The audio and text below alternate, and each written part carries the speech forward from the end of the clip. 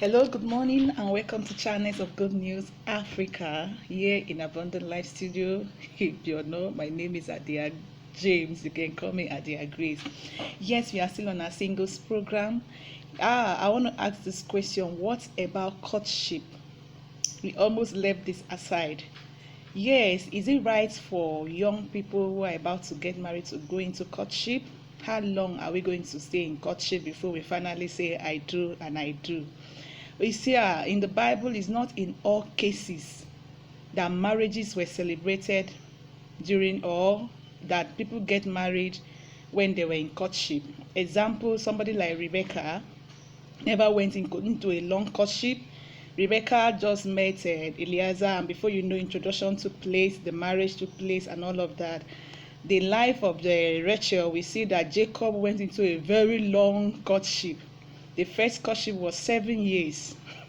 After he has labored for 7 good years, then there was a trick. The right woman was not given to him.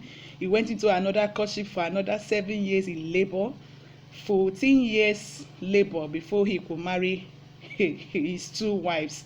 So you see that it's not in all cases. Ruth went into courtship, but a very short courtship. So in our own perspective, courtship should not last at least 6 months to 1 year. That is courtship. Anything more than 1 year is no longer courtship. Anything that is up to 10 years, that one is marriage. And during courtship, what are we expected to do? This is not the time where a man and a woman should be exploring themselves and know if this woman will be good in bed, if the man will be good in bed.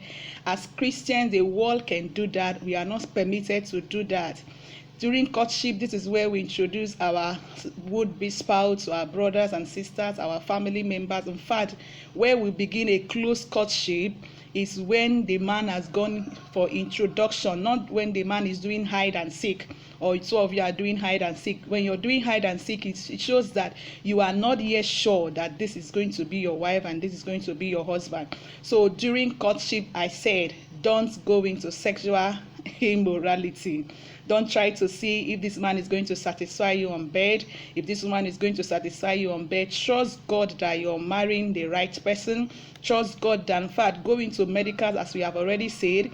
You can even use medical to know. Like some people will say, how will I know if this man is impotent or if he's not impotent? What I am trying to say is that there are medical mentions you can use to determine and all of that, not until you start kissing and embracing and all of that. Don't follow a man to the hotel room and say, are you a macho man? We have already talked about this during sexuality education. So the things we are expected in courtship is to know this man, know his work, know